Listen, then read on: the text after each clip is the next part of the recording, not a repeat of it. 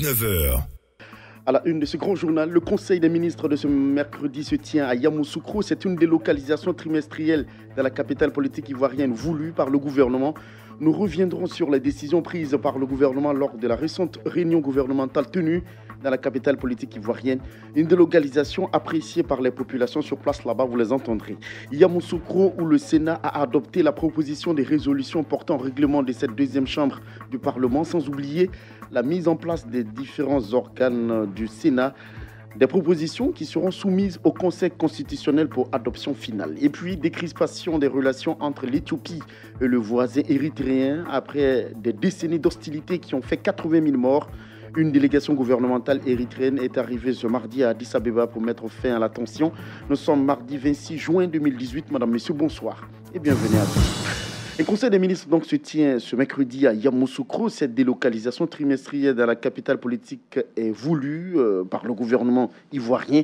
Au dernier conseil du mercredi 11 avril dans cette localité, plusieurs décisions ont été prises. Il s'agit entre autres de la dématérialisation des actes d'état civil et la procédure spéciale d'un an pour la délivrance des actes de naissance. Depuis Yamoussoukro, retrouvons Kolo Koulibaly qui fait partie de l'équipe de Radio Côte d'Ivoire qui se trouve sur place là-bas. Un projet de loi prévoit une amnistie pour les infractions commises dans le cadre de l'établissement et l'usage des faux actes d'état civil. Autrement dit, si un citoyen fait un faux acte de naissance avec lequel il a fait ses études et obtenu des diplômes, il n'y aura donc pas de sanction et l'on prend en considération désormais la nouvelle identité. Dans ce même ordre d'idées, une procédure spéciale de déclaration des naissances est lancée. Elle va durer 1 an, un projet qui devrait entrer en vigueur quand la loi sera votée. Le dispositif vise à moderniser le système national d'état civil. Ce nouveau texte consacre l'intégration de nouveaux acteurs de façon à rapprocher les 10 services des populations. Il s'agit des centres de santé, des agents de collecte chargés de recueillir les informations relatives aux faits d'état civil et de les mettre à la disposition des officiers et agents de l'état civil. Une autre innovation majeure de ce texte de loi est l'utilisation des procédures électroniques. À terme, elle permettra d'aboutir à la dématérialisation des actes et des registres d'état civil. Cette innovation a pour but de transformer le système national d'état civil en un véritable outil de planification et de développement. Le gouvernement a aussi décidé de relancer le projet d'adressage du district d'Abidjan. L'opération est prévue pour démarrer en septembre 2018 pour prendre fin en 2020. Kolo Koulibaly, Yamoussoukro, Radio Côte d'Ivoire. La tenue d'un conseil des ministres qu'apprécient les populations sur place là-bas.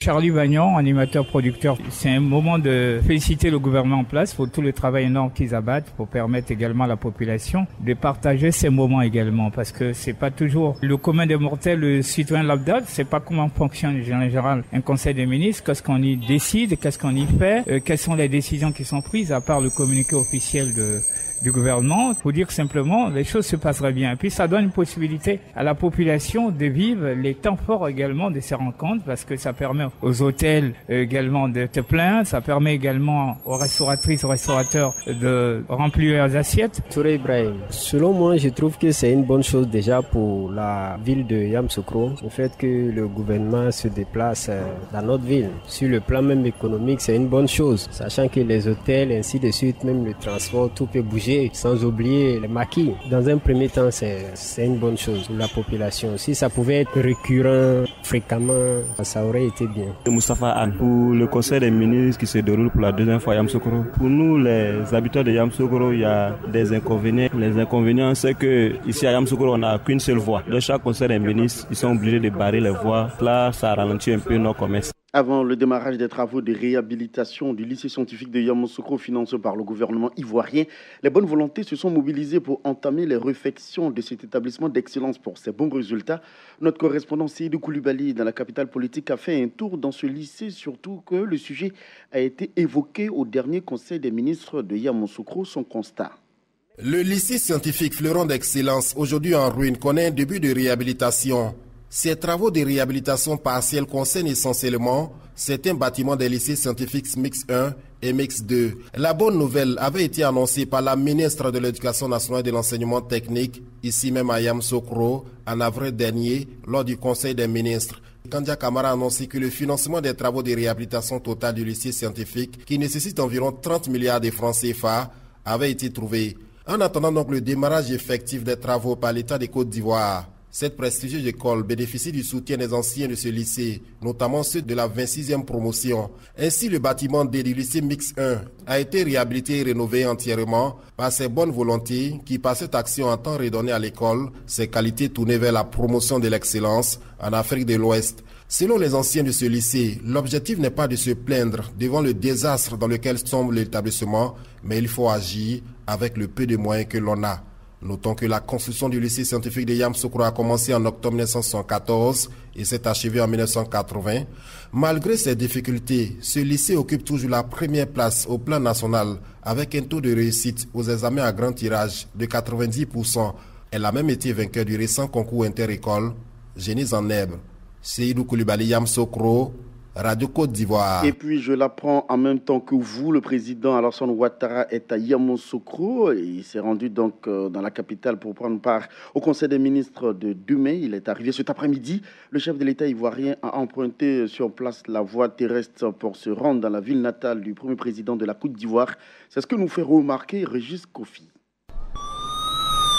Sous le regard des populations, curieuses de voir l'auto de marque fouler le sol de leur ville, le cortège présidentiel a fait son entrée aux environs de 17h dans la capitale politique. Dans les airs, 2 hélicoptères Mi-24 pour assurer la sécurité du chef de l'État qui a décidé de parcourir les 230 km qui séparent Abidjan de Yamoussoukro. En empruntant la voie terrestre, le président Alassane Ouattara a certainement voulu s'enquérir de l'état d'avancement des travaux de réfection du tronçon qui mène à la ville qui abrite la plus grande basilique au monde. Un dispositif léger attendait déjà le président Alassane Ouattara sur les grands axes routiers. Une fois dans la ville, le cortège a aussitôt pris la direction de la résidence présidentielle à la sortie nord où le chef de l'État a pris ses quartiers avant le Conseil des ministres ce mercredi à la Fondation Félix Houphouët-Boigny pour la recherche de la paix. Ce mardi s'est tenu un conseil de gouvernement dans la ville natale de feu Félix Houphouët-Boigny. Régis Kofi, Yamoussoukro, Radio Côte d'Ivoire. Examen à grand tirage de l'éducation nationale, épreuve orale du bac. La ministre Kandia Camara a visité ce mardi à Yamoussoukro. En prélude donc au Conseil des ministres de demain, 2 centres d'examen pour l'oral. À Daloa, les épreuves orales du baccalauréat ont bien démarré donc ce mardi. Ce sont 10 232 candidats de la région du Haut-Sossandra qui frappent donc aux portes des universités et grandes écoles. Cette année, les candidats à cette épreuve orale trouvent les sujets abordables. C'est ce que nous apprend notre correspondant sur place là-bas. Le président du Sénat ivoirien a présidé ce mardi à Yamoussoukro une séance plénière de la 2e chambre de notre Parlement. L'examen de propositions de la résolution portant règlement du Sénat a été adopté par l'ensemble des 66 sénateurs présents à cette rencontre. On retrouve Seydou Koulibaly. À l'ouverture des travaux de cette séance plénière, le président du Sénat a fait observer une minute de silence pour saluer la mémoire des compatriotes qui ont perdu la vie à l'occasion des inondations intervenues à Abidjan et des victimes de l'effondrement d'un immeuble en construction ici même à Yamoussoukro. Ces événements malheureux, selon le président du Sénat, sont la conséquence de l'incivisme et du non-respect des lois en vigueur. Face donc à la gravité de ces agissements répétés connus de tous, le président du Sénat a proposé d'entrevoir une liaison avec l'Assemblée nationale et le gouvernement en vue de la mise en place d'un groupe de travail pour ensemble réfléchir et proposer des solutions pour juguler cet incivisme contagieux de certains individus. En outre, 3 points majeurs sont passés au peigne fin au cours de cette séance, notamment la proposition et l'adoption des résolutions portant règlement du Sénat, examen de la proposition de résolution portant règlement du Sénat et la mise en place des différents organes du Sénat. Tous ces points inscrits à l'ordre du jour ont été adoptés à l'unanimité par l'ensemble des 66 sénateurs présents à cette rencontre. En ce qui concerne la résolution portant règlement du Sénat, un comité ad hoc a été mis en place. Objectif, élaborer cette proposition avant son entrée en vigueur qui sera par la suite soumise au Conseil constitutionnel qui se prononcera dans un délai de 15 jours. Seydou Koulibaly, Yamoussoukro, Radio Côte d'Ivoire. En bref, la révision de la liste électorale ivoirienne a enregistré 915 801 personnes, dont 428 233 nouveaux inscrits selon les chiffres provisoires. L'information a été donnée ce mardi par Gervais Koulibaly, le 2e vice-président de la commission électorale indépendante, au cours d'un point presse. Il précise par ailleurs qu'il n'y aura pas de prorogation. Ces chiffres concernent les personnes qui figurent déjà sur les listes électorales et celles qui viennent s'y inscrire pour la toute première fois. Vous allez entendre Gervais Koulibaly dans nos prochaines éditions. Les pays membres de la CEDEAO ont adopté la mise en œuvre de la phase 3 du système d'information policière de l'Afrique de l'Ouest, un programme de collecte, de gestion et de partage de données policières numérisées. En fait, c'est un outil destiné à lutter contre la criminalité transfrontalière et le terrorisme. Il est financé par l'Union européenne à plus de 13 milliards de nos francs et le CIPAO est piloté par Interpol. Après le Bénin, le Ghana, le Mali et le Niger, le programme se focalisera désormais sur le Burkina Faso, le Tchad, la Côte d'Ivoire et la Mauritanie avant de s'étendre aux autres pays de la CEDEAO. Un autre moyen de renforcement des relations sous-régionales en matière sécuritaire, selon le vice-président Daniel Kablan-Duncan que vous allez entendre, c'est d'ailleurs lui qui a présidé la cérémonie de lancement. En lançant donc cette phase 3 du programme WAPIS-CIPAO, les pays de la CEDEAO renforceront ensemble leur sécurité commune. C'est la raison pour laquelle le président de la République, son excellence M. Alassane Ouattara, se réjouit par avance l'engagement donc des ministres et de tous les hauts responsables en charge des questions de sécurité des États membres de la CEDEAO à collaborer étroitement et ensemble au programme WAPIS-CIPAO. Le fait que la plupart de nos chefs de police et de défense aient souvent été dans les mêmes écoles, ici en Afrique de l'Ouest ou à l'étranger, devait permettre de faciliter et de renforcer les relations de coopération. En ce qui concerne spécifiquement la Côte d'Ivoire, il convient de noter que ces relations de coopération flexibles avec tous ses voisins de la région ont largement contribué aux bons résultats enregistrés dans la lutte contre les activités des bandes criminelles transnationales. Daniel Kablan-Duncan, le vice-président ivoirien. La société ivoirienne de raffinage, la CIR, a procédé ce mardi à son exercice annuel de plan d'opération interne. C'est un exercice de simulation d'incendie effectué chaque année, une manière de tester le dispositif de la CIR en cas d'incendie. Le directeur général de la CIR s'est aussi prononcé après l'exercice en question sur la fuite de pétrole brut survenue dans la nuit du 23 au 24 juin dernier sur un pipeline de la CIR à proximité du marché de nuit de Port-Boué. Thomas Camara, qui est le président de la CIR, souligne que tout est rentré dans l'ordre. Dès que nous avons été prévenus de cet incident, nous sommes intervenus aussitôt.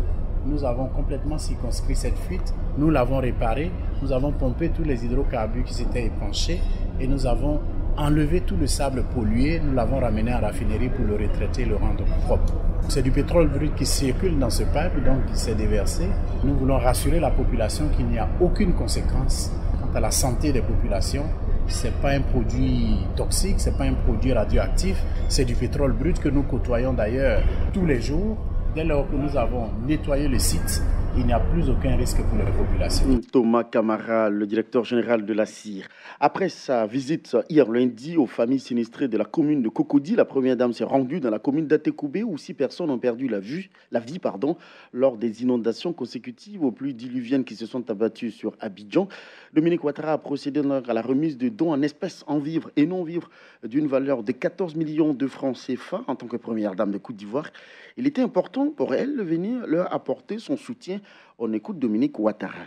Ici, à Atekoubé, les familles ont recueilli d'autres familles. Et vraiment, je voudrais les féliciter et leur dire que je suis très fière d'eux. Je suis venue aujourd'hui vous apporter des denrées alimentaires et des dons en nature qui viennent de vous être énumérés. Je sais que cela ne remplacera pas votre être cher, mais j'espère qu'ils vous seront utiles pour retrouver un peu de confort le temps que vous puissiez regagner vos domiciles respectifs. J'ai également une pensée attristée pour nos frères et sœurs de l'intérieur du pays qui ont été durement touchés par ces inondations. Je vous souhaite beaucoup de courage afin que vous puissiez vous relever de ces difficultés.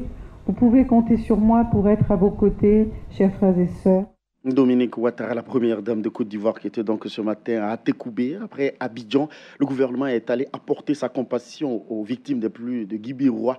La ministre de la Solidarité s'est rendue dans le village de Bilewa pour reconforter la famille de Kakougras Esther, cette fille de 6 ans qui est décédée suite à l'éboulement d'une façade de sa chambre après les fortes précipitations survenues dans la localité.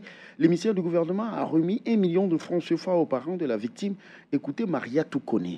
Nous sommes venus dans ce village, dans le département de Guibérois, la région du Gor, pour apporter la compassion de toute la République à une famille sinistrée qui a perdu une petite fille suite aux dégâts des pluies. Une petite fille née en 2012 qui était prête à aller à l'école pour la rentrée prochaine. Elle a perdu la vie et nous ne pouvions pas rester insensibles pour dire que quand il pleut, il faut quitter les lieux qui sont à risque.